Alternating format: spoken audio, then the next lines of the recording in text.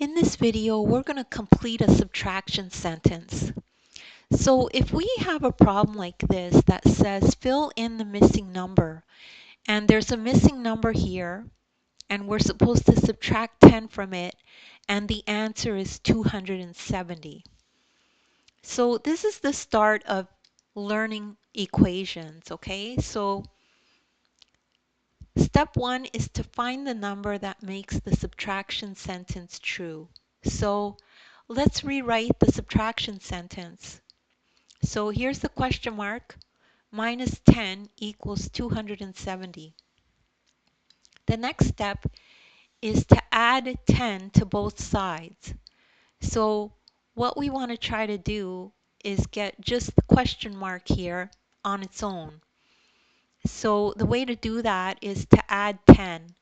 And if you add 10 to this side of the equal sign, you have to add 10 to this side of the equal sign to make it balanced. The sentence has to be balanced. So here in big black ink it says, make sure to add 10 to both sides of the equal sign to keep the sentence balanced.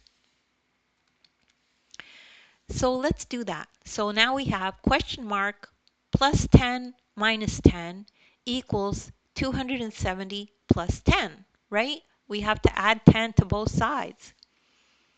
So let's do that calculation.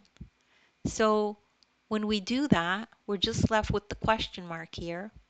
And then 270 plus 10 is 280. So that means the missing number, the mystery number, the question mark, is 280.